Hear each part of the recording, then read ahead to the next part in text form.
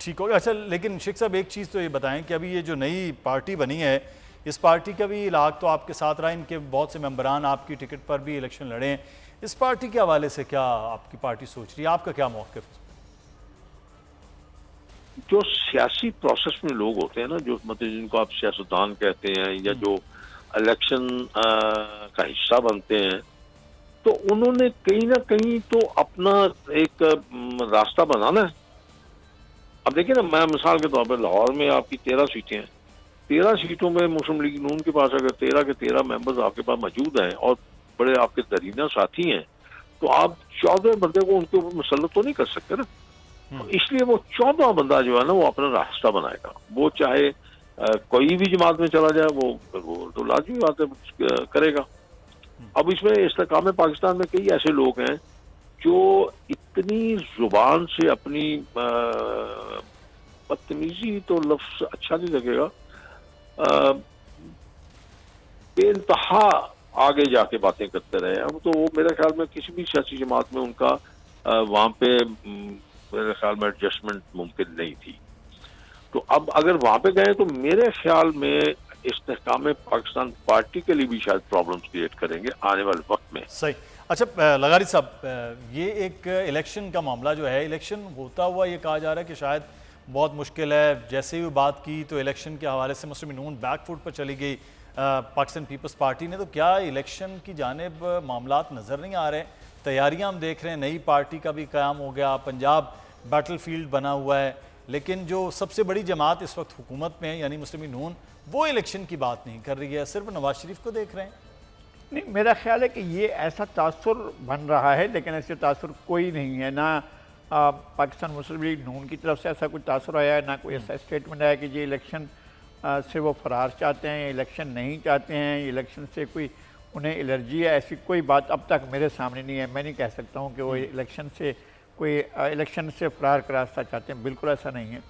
और दूसरी बात यह है कि जिस पार्टी के बारे में शेख साहब कह रहे हैं, नई पार्टी है, वो अपनी किस्मत आजमाएं, जो भी चाहें करें।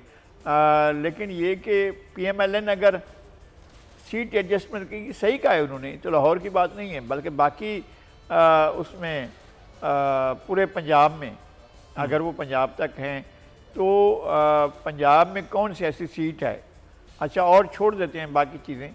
अगर ख़ुद जहांगीर तरीन साहब की सीट है, क्या PMLN वो सीट अपनी छोड़ देगी? क्योंकि वो तो सीट बहुत बरसों बहुत से इलेक्शन में वो सीट उनके पास रही है। अच्छा, और वो मैं ये इसको कंटिन्यू करते हैं, मेरे से नैयर से पाकिस्तान पीपल्स पार्टी के सीनियर रहनुमा हमारे साथ मौजूद हैं। बुखारी साहब, बहुत शुक्रिया आपके वक्त का। बुखारी साहब, ये इख्तलाफात की बातें हैं, बिलावल साहब ने तो बरबला जलसे में ये बात की और मुस्लिम नून कहती कि जलसे की बातें नहीं है, ये मीटिंग की बातें थी जो करनी चाहिए थी, और ये प्री मेच्योर वाले मामलात जो आपकी जानिब से कर दिए गए पीपल्स पार्टी की जानिब से, ये क्यों सर इख्तलाफात की बातें और सवालात जो हैं वो उठ रहे हैं वफाकी हुकूमत के कंडक्ट पर? देखिए, ये इख्तलाफात बिल्कुल पोलिटिकल पार्टीज में होते हैं, और जब कोलिशन गवर्नमेंट है, अलायंस है, ऑब्वियस हर पोलिटिकल पार्टी का अपना पॉइंट ऑफ व्यू है। अब क्योंकि स्टीयरिंग सीट पे PMLN बैठी हुई है, तो जो अलायंस में जमातें हैं उनकी एक्सपेक्टेशंस भी हैं, उनकी रिक्वायरमेंट्स भी हैं, और पीपल्स पार्टी की जो मेंबरशिप कैबिनेट में थी, उन्होंने कुछ इश्यूज रेज किए बिलखुसूस जो फ्लड फैक्ट्रीज के लिए और उनके लिए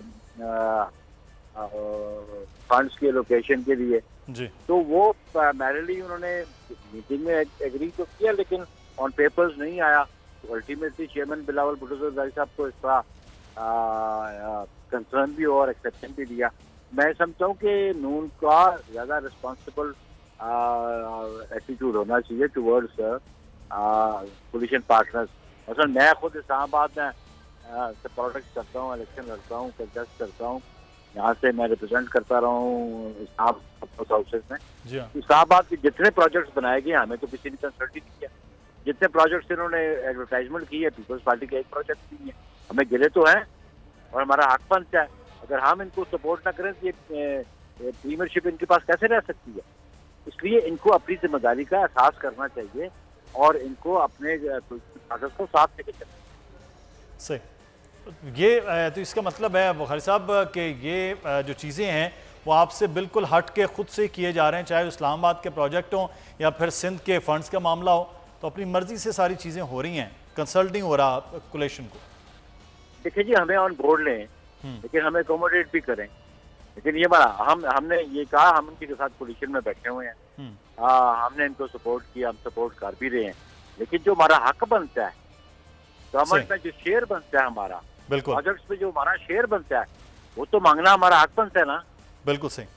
तो ये है कि जो चीज़ें हो रही हैं वो हो नहीं रही, जो दिखाई जा रही हैं वो शायद बन नहीं रही। बहुत शुक्रिया नय्यर हुसैन बुखारी साहब। आप सब गिले शिकवे तो नय्यर हुसैन बुखारी साहब खुल के बता रहे हैं, और ये ऐसा अगर कोलेशन में है तो फिर तो ऐसे बेशुमार चीज़ें हैं जो हल्के की सतह पर, उन्होंने अपने एक हल्के की बात की है, तो फिर तो बहुत सी चीज़ें हैं जिस पर गिले शिकवे बाकी जमात भी होंगी। आज पीपल्स पार्टी बड़ी जमात गिला कर रही है, फिर MQM की भी बारी होगी, फिर दीगर जमातें हैं उनकी भी बारी होगी, तो नून लीग के लिए तो मुश्किल वक्त है अगले 1.5 महीना। नहीं, मेरे ख्याल में हल्के की सतह पर बात करना तो बुखारी साहब बादशाह हैं, वो कह सकते हैं, लेकिन ये मुनासिब नहीं है कि हम हल्का वाइज जाएं। और शेर साहब तो ये भी कह सकते हैं कि भाई वो हल्का तो हमारा ही है और वो हल्का तो हमने जीता हुआ है, और वहाँ से तारिक फजल साहब जो हैं वो, नहीं सर तारिक फजल साहब हारे थे, तीनों हल्के PTI के पास थे। नहीं वो ठीक है, जिस तरह से 2018 के इलेक्शन को तो मैं वैसे भी इलेक्शन नहीं मानता, वो तो बहुत और चीज़ थी। वो एक तूफान लाया गया था, पता नहीं क्या किया गया था, पाकिस्तान के साथ एक मजाक था वो इलेक्शन जो थे ना, हम उस इलेक्शन के बारे में तो नहीं बात करेंगे।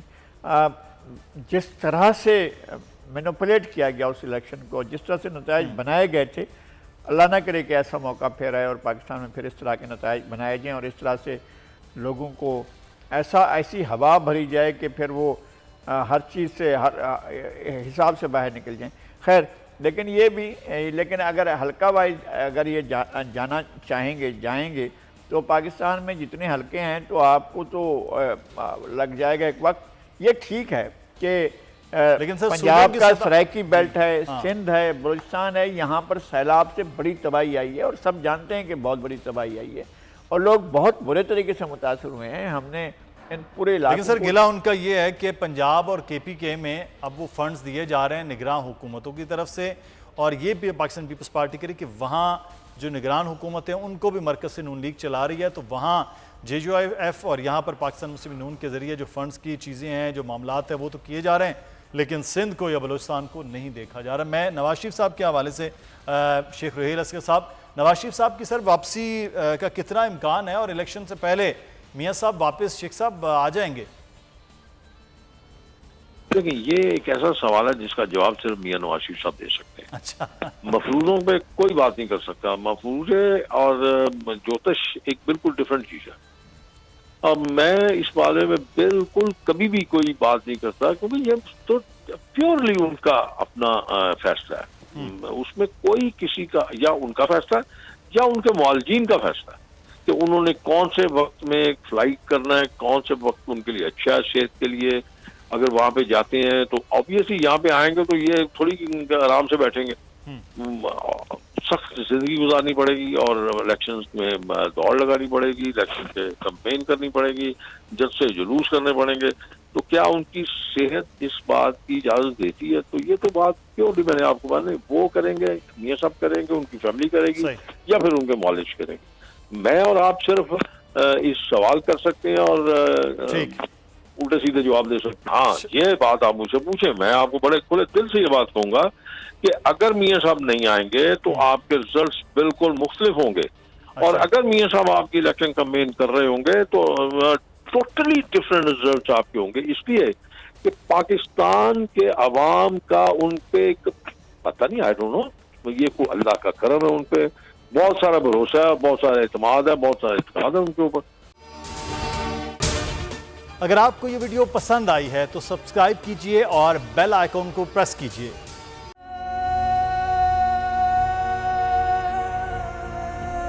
कैसे कैसे सितारे डूब गए, खूबसूरत नजारे डूब गए, ख्वाबों के सभी किनारे छूट गए, गमज़दा दुख के मारे डूब गए।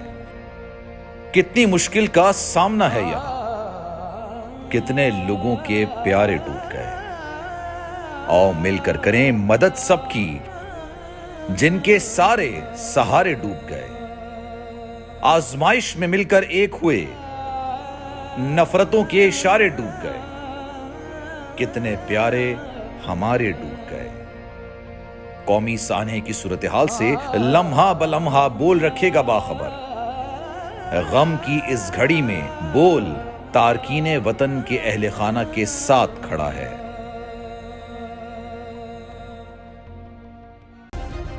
सब्सक्राइब करें और बेल दबाएं ताकि कोई खबर रह न जाए।